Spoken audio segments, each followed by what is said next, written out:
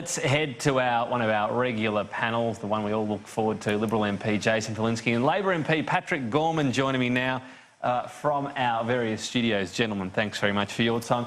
Jason Falinski, I'm going to start with you. Now, be honest here. I know you're a straight shooter. How is the economy really travelling? I am always honest, Tom.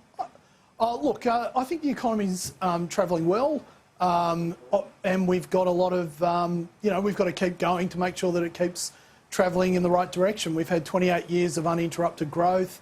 Most people, in fact, overwhelming majority of Australians are better off today than they were 30 years ago, and that's a good thing.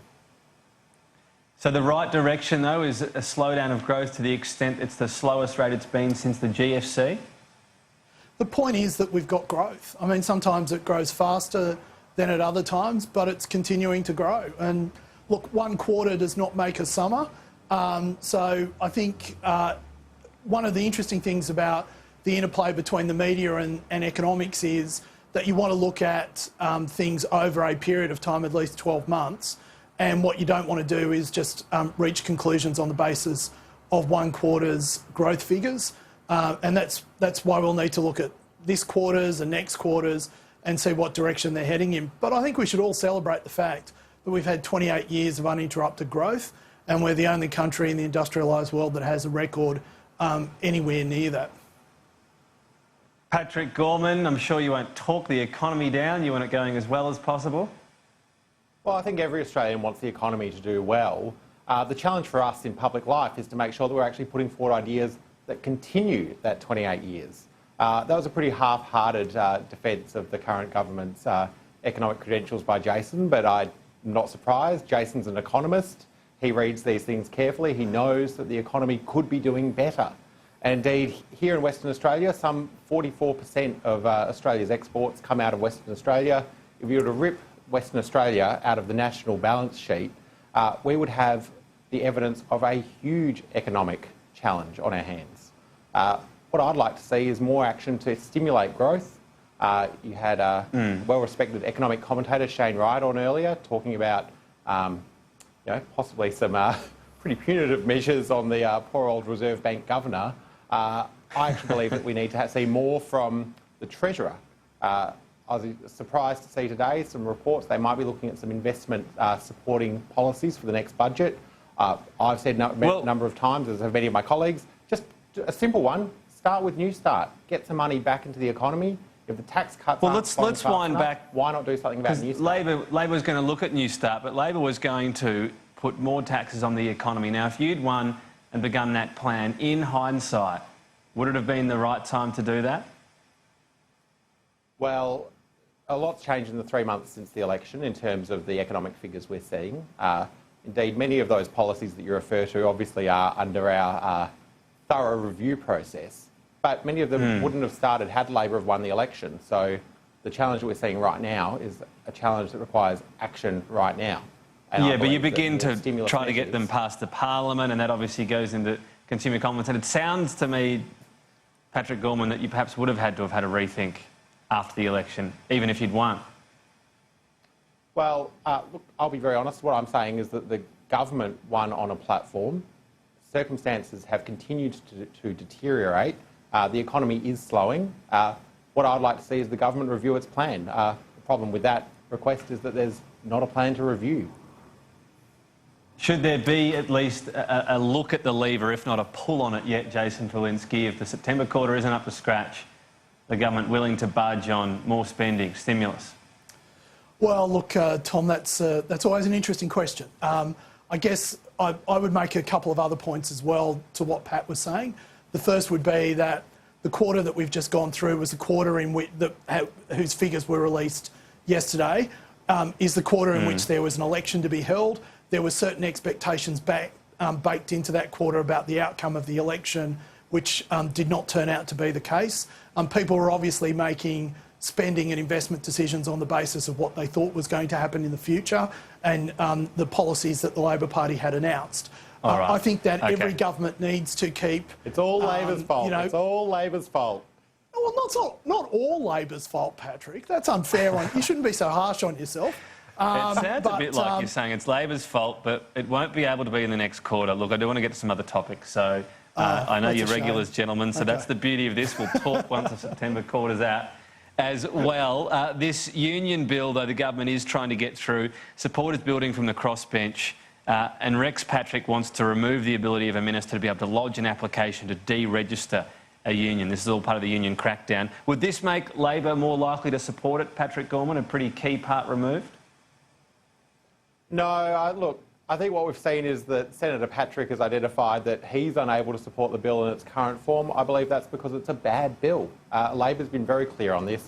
We're not going to change our position. I don't think some minor amendments from the upper house is going to lead to any change in Labor's position. We believe it's unnecessary, and we believe it targets unions for doing the job that they are there to do for their members. It also targets them, though, for illegal activity. I mean, if this were passed and, for example, John Setka transgressed in some way in the future, he'd be easier to be gotten rid of, wouldn't he?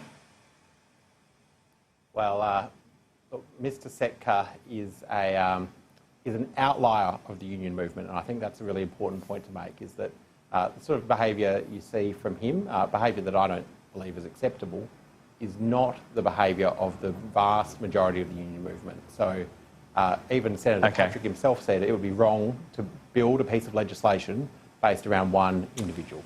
Yes, he did say that. This legislation, if it gets through, Jason Falinski, it does create a harsher environment for unions compared to business, does it not? No, it does not. In fact, it probably takes registered organisations to within, I don't know, 15% of what a company director's obligations are and the penalties that they face. So if that's your argument, Tom, allow me to say the coalition would be very happy. The coalition would be very happy to subject registered organisations, both employee and employer organisations, to the corporations. The key thing, though, it does is that I would argue is harsher about this is being able to deregister a union. So let's walk through it on the other side. If it applied to a company, if a board member of a bank, for example, did something illegal, someone, an interested party, could take an action at court to get the company wound up. So let's say, theoretically, someone on the Westpac board does something, bang, the bank could be gone. That can't happen now. ASIC and APRA can both do those things now. What, wind up the whole bank because of the action of one board member? They can wind up. APRA can remove a ADI licence from any financial institution in Australia if they believe that there is dishonest and, I guess, corrupt behaviour occurring in the management or at board level. And under the Banking Executive Accountability Regime, commonly known as BEAR, it can do that up to 7 years after that person has left the financial institution. For the actions of one person, if you want to apply those laws, to registered organisations, I'm very comfortable doing that. And I don't know what Christian Porter's view is, and I shouldn't make government policy up on the spot, but I don't think that anyone in the government would be that uncomfortable with applying corporations law and the accountability regime we have for companies and company directors to register. Does it ever happen? To date, I'm unaware of any organisation that has happened to, but I'm sure if you give me a day, I can confirm that, but I'm sure it has happened. In fact, I'm aware of APRA removing deposit institution licences from several companies and financial brokers over the years, and financial licences and financial service licences from all sorts of people. It bans directors all the time. They're companies. Big companies?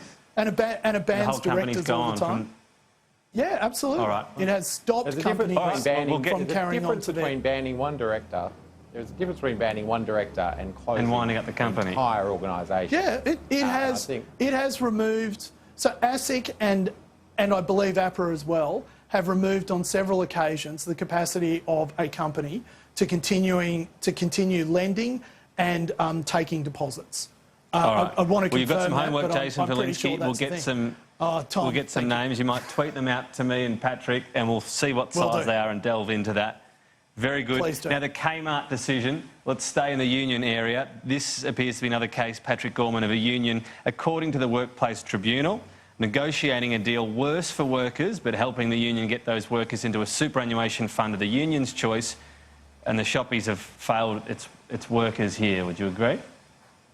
Well, I think the first point to make when it comes to any agreement is that it's an agreement between two parties, the employer and the employees. So I think to lay the entirety of the blame at the SDA is wrong, just in terms of the process. Well, the company will just say yes if they like the deal, won't they? This is also what Fair Work should be doing, reviewing the agreements. It would be a poor system if every single agreement that went to Fair Work was just rubber stamped and went through. This is the process that was intended when Fair Work was created. This is the process by which every enterprise agreement should go through. And when we talk about better off overall tests, these are the sort of tests that the Liberal Party at various times and some of the backbench fringe groups have argued shouldn't exist at all. Do you still like the boot test, Jason Falinski? Well, look, I'm a big supporter of fringe groups, as you know. But yeah, I have no objection to the boot test. I think, though, this is a really interesting case because you have 92% of the workforce agreeing to this enterprise agreement and the Fair Work Commission rejecting it on the basis that it was designating or forcing workers to join a particularly industry superannuation fund, which for the first time ever the Fair Work Commission found would deliver lower results and lower returns for those workers in retirement. So at a time when we have industry super arguing for higher super guarantees and it's so attached to these enterprise agreements, and you have the Fair Work Commission saying, look, even if you get a 92% of people supporting it, we're not going to vote for, we're not going to authorise it. This is a really interesting dynamic that's playing out in our industrial relations and superannuation system at the moment. Even if the Kmart workers might not be hugging coalition employees and coalition MPs given penalty rates, but look, you can just accept that as a comment. Well, you had to add that, didn't you? I did, contractually obliged. Hey, we're nearly out of time. Patrick Gorman, I know you wanted to talk Brexit. Why don't you just give me a 30-second spiel? Where's it all at? What's your summary? Does that mean I get 15? I think probably need about 30 minutes to even start to decode where it's all up to. It does seem like quite a mess. I mean, the reality is Australia has passed more legislation to prepare the UK for Brexit than the United Kingdom itself. I hope, Jason and I, in terms of fringe groups, Jason and I are both Republicans. Maybe there's a chance that Australia can get out of the UK quicker than the UK can get out of the EU. Here. 15 seconds. Here. Oh, there you go. Even shorter. Jason Falinski, Patrick Gorman. Thank you, Tom. Always Thanks, a pleasure. Pat.